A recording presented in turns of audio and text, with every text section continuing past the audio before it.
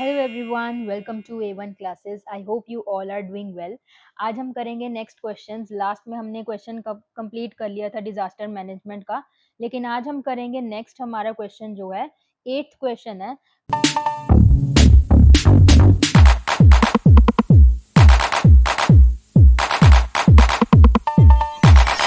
जो कि है describe the soil erosion, give examples two. हमने सॉइल इरोजन को एक्सप्लेन करना है, डिस्क्राइब करना है और उसकी एग्जांपल्स भी देनी है। ये बहुत ही आसान क्वेश्चन है, ध्यान से समझना। सॉइल इरोजन होता क्या है? It is the destruction and removal of the top soil by running water या विंड। जब सॉइल की डिस्ट्रक्शन होती है, मतलब सॉइल नष्ट होती है या फिर रिमूव होती है उसकी टॉप लेयर, तो उसे हम बोलते हैं removal of top layer by running water या विंड, पानी से या विंड से। ठीक है, उसे हम क्या बोलेंगे? सोइल इरोजन बोलेंगे। जैसे ये देखो, ये वाटरफॉल है एक। ठीक है, ये वाटरफॉल में से जब पानी आ रहा है तो इतनी ज्यादा एनर्जी इसमें से आती है, जब ये नीचे गिरता है तो यहाँ पे क्या क्रिएट हो जाता है? यहाँ पे गली क्रिएट हो जाती हैं, नालियां क्रिएट हो जाती हैं, जिससे क्या होता है? टॉप लेयर उतरनी शुरू हो जाती है, रिमूव होनी शुरू हो जाती है। ठीक है, या फिर और क्या एग्जांपल दे सकते हैं इसकी हम? Strong wind. ठीक है, जैसे ही माउंटेन के ऊपर कोई बहुत स्ट्रॉन्ग विंड जब आती है तो वो क्या करती है? स्मॉल छोटे छोटे ये रॉक्स को साथ में ही ले जाती है अपने। ठीक है, तो इससे भी क्या होता है? सॉइल इरोजन हो सकती है। ठीक है, तो आओ पढ़ते हैं आगे हम। Soil erosion has become a serious problem in many areas. बहुत सारे एरियाज के अंदर ये प्रॉब्लम सीरियस हो चुकी है। For example, a waterfall may form with runoff picking up energy as it plunks over the gully's head, or wind carries small pieces of rocks away from a mountain। अब इन्होंने भी example में यही बात बोली है कि जैसे ही हम क्या करते हैं, वाटरफॉल वाटरफॉल जैसे ही बहता है, ठीक है, वो क्या करता है? वो इतनी ज्यादा एनर्जीज में बहता है कि उससे क्या क्रिएट हो जाती है? गलीज क्रिएट हो जाती हैं और उससे सारी की सारी सॉइल, टॉप लेयर जो होती है सॉइल की, वो रिमूव होनी शुरू हो जाती है। ठीक है, नेक्स्ट एग्जांपल इन्होंने ये दिया विंड वाली। Wind carries a small pieces of rock away from the mountain. Mountain से छोटे छोटे जो पीसेस होते हैं रॉक्स के, वो रिमूव होने शुरू हो जाते हैं। Now let us come to the next question.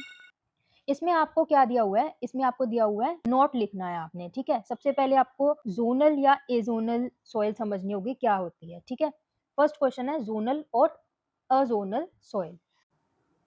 Zonal soil: these are fully matured soil, those found by the long effect of vegetation and climate and spread all over the world। जो soil completely matured होती है, पूरी तरीके से mature हुई होती है, उसे हम बोलते हैं zonal soil। ठीक है, वो उसके अंदर completely क्या होते हैं? हर तरीके से जो layers बननी चाहिए soil के अंदर, वो बनी हुई होती हैं। और एजोनल में क्या फर्क है? Azonal this soil do not have well developed soil. इसके अंदर सारी सॉइल अच्छे से डेवलप हुई ही नहीं होती। इसके जो सॉइल हॉरिजोन्स होते हैं वो कम्प्लीटली डेवलप नहीं होते, but there is uniformity in the soil from top to bottom. लेकिन एक यूनिफॉर्मिटी इसमें देखने को मिलेगी टॉप से लेके बॉटम के अंदर। ठीक है, इज इट क्लियर? नेक्स्ट चलते हैं हम कॉन्स्टिट्यूशन ऑफ सॉइल।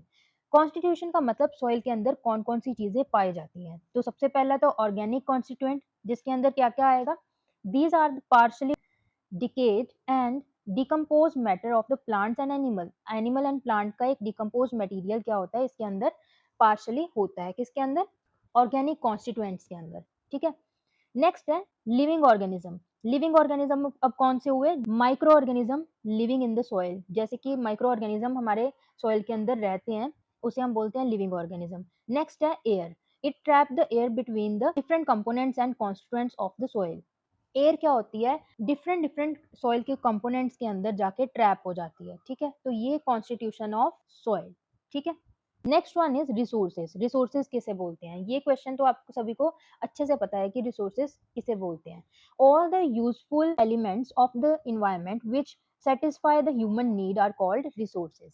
जो ह्यूमन नीड को सेटिस्फाई करे उसे हम बोलते हैं रिसोर्सेज। जो यूजफुल एलिमेंट का काम करेगा, यूजफुल एलिमेंट की तरह काम करेगा हमारे इन्वायरमेंट के अंदर। ठीक है, उसे हम बोलेंगे resources.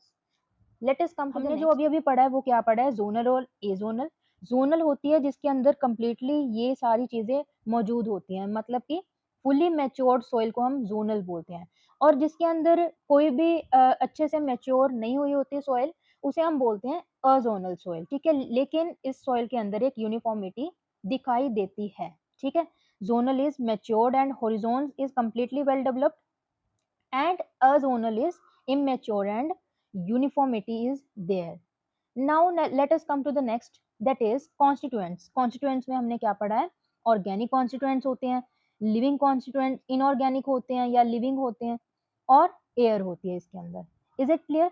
Next is resources. All the useful elements of the environment which satisfy the human need. जो भी यूजफुल एलिमेंट्स होते हैं जो हमारी नीड्स को कंप्लीट करते हैं उसे हम बोलते हैं रिसोर्सेज, जैसे सोलर एनर्जी, ये एक रिसोर्स है, वाटर, विंड, ये सारी चीजें क्या हैं?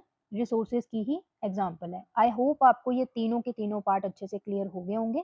Now let us come to the next of this question, that is the part, economic importance of soil. अब इकोनॉमिक इंपॉर्टेंस क्या है सॉइल की?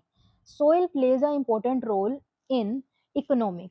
हमारी इकोनॉमी के अंदर सॉइल का बहुत ज्यादा इंपॉर्टेंस रोल प्ले करता है। क्या क्या है वो? दो रोल पढ़ेंगे हम यहाँ पर। For the growth and development of all kind of crops and plant, soil served as a potential environment. सबसे पहले तो ये बात, जितनी भी हमारी क्रॉप्स हैं, ठीक है, वो सारी की सारी क्रॉप्स हम किसके अंदर उगाते हैं?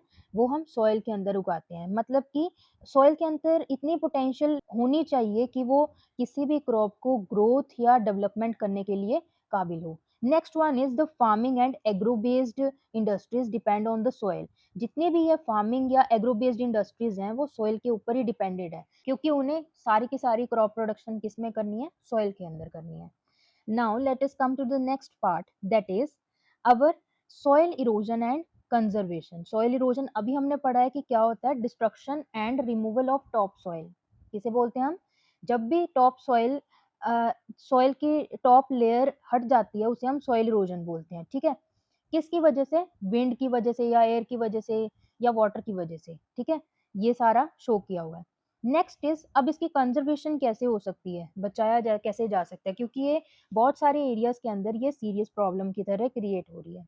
अब कंजर्व कैसे किया जा सकता है? It is the prevention of loss of top layer of the soil from the erosion and prevention of reduced fertility caused by over usage, acidification etcetera. जितनी भी सॉइल ओवर यूजेज या फिर एसिडिफिकेशन की वजह से रिड्यूस हो रही है उसकी फर्टिलिटी, जब हम उसको बचाते हैं उसकी फर्टिलिटी को रिड्यूस होने से, उसे हम बोलते हैं सॉइल कंजर्वेशन, ठीक है? आई होप आपको क्लियर हो गया होगा कि सॉइल कंजर्वेशन क्या होती है। सॉइल कंजर्वेशन का मतलब है जब टॉप लेयर की डिस्ट्रक्शन होने से या रिमूवल होने से बचाते हैं उसे हम बोलते हैं soil conservation.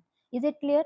Now come to the next one, that is long question answers को हम यहाँ पे शुरू करने वाले हैं। सबसे पहला यहाँ पे हमने ये समझना होगा कि इनको लिखने का तरीका होता है, 120 वर्ड्स लिखने होते हैं इसके अंदर, ठीक है? तो आप ध्यान से समझना।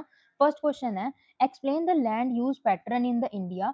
लैंड कौन कौन सी, किस किस तरीके से, किस पैटर्न से हम लैंड को यूज करते हैं इंडिया के अंदर, and why has the land under forest not increased much since 1961। ठीक है, 1960 से लेकर 1961 तक क्यों ज़्यादा इंक्रीज नहीं हो पाई लैंड अंडर फॉरेस्ट वाली, ठीक है? तो सबसे पहले तो हमने लिखना है forest area. Land under forest has not increased much from 1960 to 1961। This is due to the reckless deforestation. किसकी वजह से? रेकलेस डिफॉरेस्टेशन की वजह से लैंड, जितनी भी लैंड है फॉरेस्ट के अंदर, वो बढ़ नहीं पाई। Is it clear? Due to the increase of population, the forest has been cleared for the cultivation. जितने भी पॉपुलेशन इंक्रीज होती है हमारे यहाँ पर, ठीक है, उसकी वजह से क्या होता है? फॉरेस्ट को हटा दिया जाता है कल्टीवेशन के लिए, ठीक है, रिमूव कर दिया जाता है। Next one is land patterns. अब हम पढ़ेंगे लैंड पैटर्न्स कौन कौन से हैं। पहली बात तो 5 तरीके से लैंड है, इस चार्ट में भी मैंने शो किया हुआ है। कौन कौन सी हैं वो?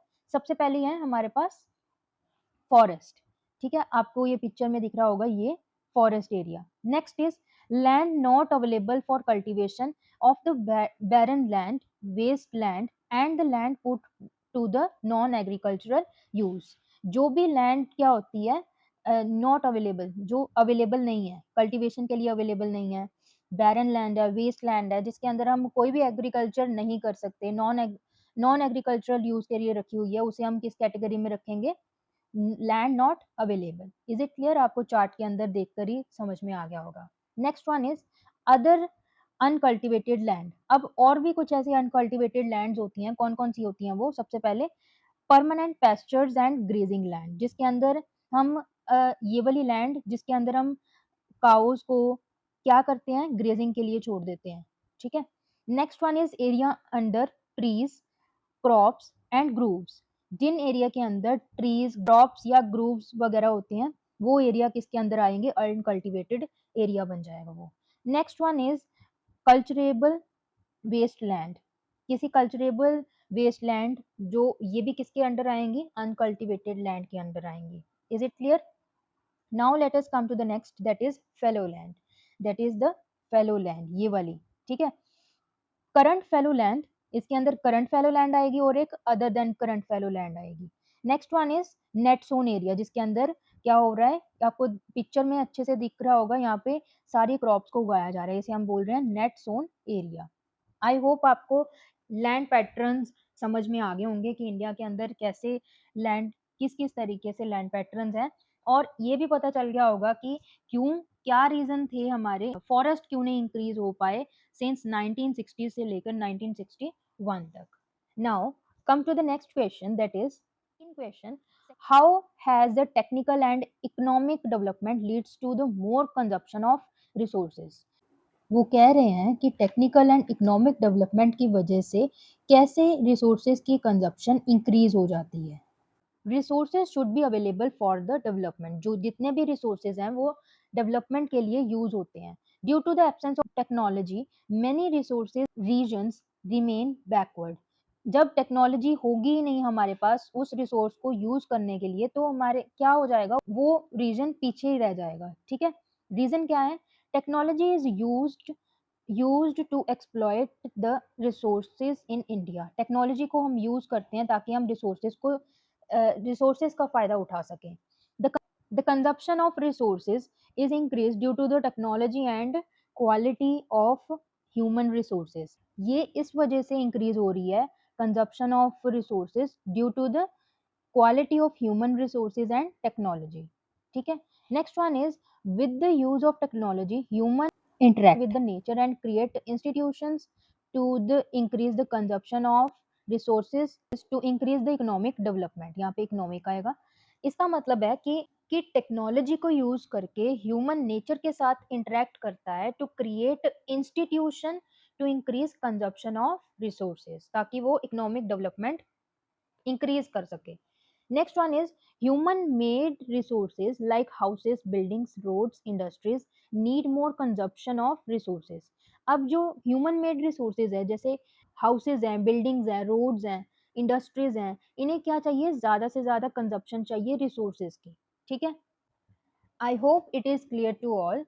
अब नेक्स्ट क्वेश्चन करेंगे हमारी नेक्स्ट वीडियो के अंदर। जितने भी क्वेश्चंस हमने क्लियर कर लिए हैं, अगर आपको इसमें से कोई भी डाउट हो, कोई भी आपको लगे कि समझ में नहीं आया, तो आप कमेंट बॉक्स में एक कमेंट ज़रूर लीव करना, ताकि मैं आपको वो अच्छे से और एक्सप्लेन कर सकूँ। तो मिलते हैं हमारी नेक्स्ट वीडियो के अंदर। Till then take care, bye bye.